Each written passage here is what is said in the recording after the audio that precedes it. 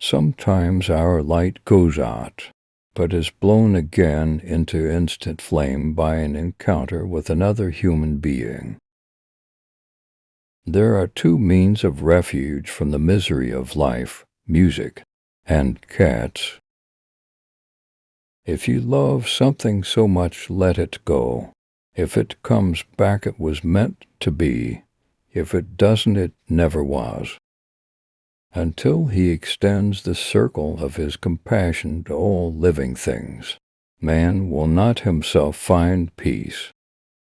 Success is not the key to happiness. Happiness is the key to success. If you love what you are doing, you will be successful.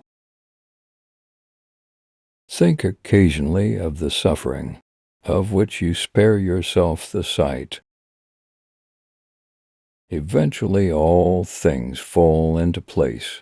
Until then, laugh at the confusion, live for the moments, and know everything happens for a reason. In everyone's life, at some time, our inner fire goes out. It is then burst into flame by an encounter with another human being. We should all be thankful for those people who rekindle the inner spirit. Example is not the main thing in influencing others. It is the only thing. I don't know what your destiny will be, but one thing I know: the only ones among you who will be really happy are those who have sought and found how to serve. Happiness is nothing more than good health and a bad memory.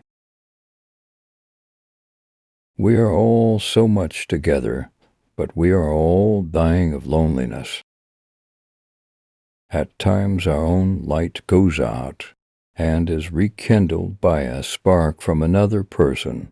Each of us is caused to think with deep gratitude of those who have lighted the flame within us. The only thing of importance when we depart will be the traces of love we have left behind. In the hopes of reaching the moon, men failed to see the flowers that blossom at their feet. A man does not have to be an angel to be a saint. Man is a clever animal who behaves like an imbecile. He who does not reflect his life back to God in gratitude does not know himself. Just as the wave cannot exist for itself, but is ever a part of the heaving surface of the ocean, so must I never live my life for itself, but always in the experience which is going on around me. The tragedy in a man's life is what dies inside of him while he lives. No one can give a definition of the soul, but we know what it feels like. The soul is the sense of something higher than ourselves, something that stirs in us thoughts, hopes, and aspiration which go out to the world of goodness, truth, and beauty. The greatest discovery of any generation is that human beings can alter their lives by altering the attitudes of their minds. The thinking person must oppose all cruel customs, no matter how deeply rooted in tradition and surrounded by a halo. When we have a choice, we must avoid bringing torment and injury into the life of another. Do something wonderful, people may imitate it. Constant kindness can accomplish much, as the sun makes ice melt. Kindness causes misunderstanding, mistrust, and hostility to evaporate. O Heavenly Father, protect and bless all things that have breath. Guard them from all evil and let them sleep in peace. To the question whether I am a pessimist or an optimist, I answer that my knowledge is pessimistic, but my willing and hope are optimistic.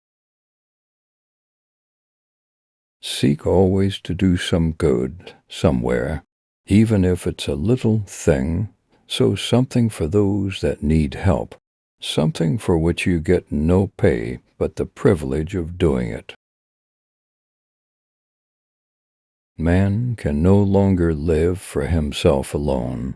We must realize that all life is valuable and that we are united to all life.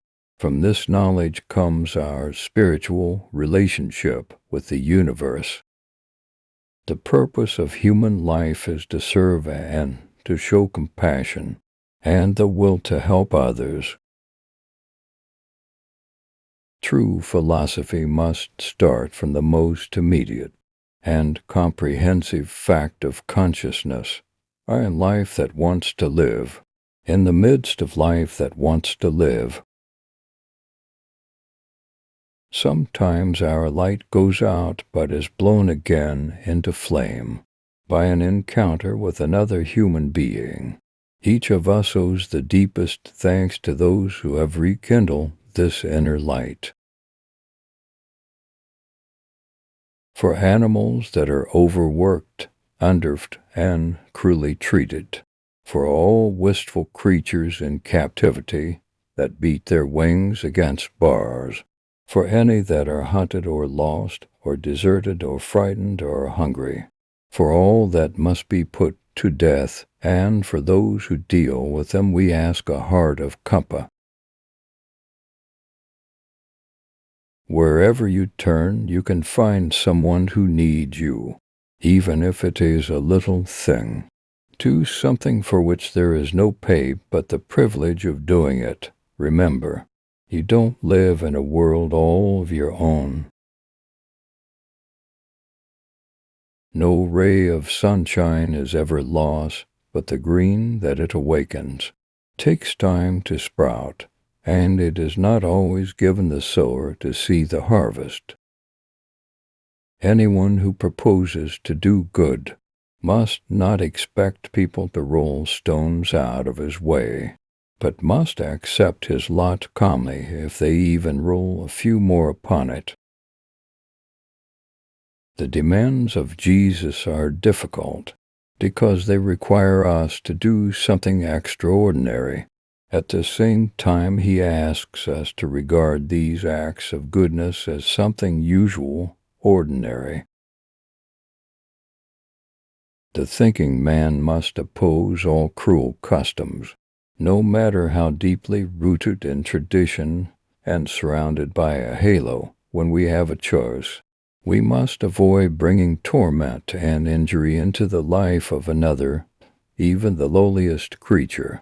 But to do so is to renounce our manhood and shoulder a guilt which. Ethics, too, are nothing but reverence for life.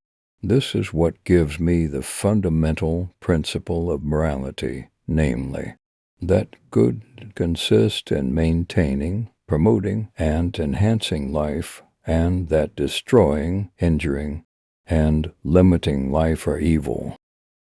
There are only three ways to teach a child. The first is by example, the second is by example, the third is by example. The interior joy we feel when we have done a good deed is the nourishment the soul requires. Everyone must work to live, but the purpose of life is to serve and to show compassion and the will to help others. Only then have we ourselves become true human beings. Man has lost the capacity to foresee and to forestall. He will end up destroying the earth. As we acquire knowledge, things do not become more comprehensible, but more mysterious. Man must cease attributing his problems to his environment and learn again to exercise his will, his personal responsibility in the realm of faith and morals. The full measure of a man is not to be found in the man himself, but in the colors and textures that come alive in others because of him. As soon as man does not take his existence for granted, but beholds it as something unfathomably mysterious, thought begins.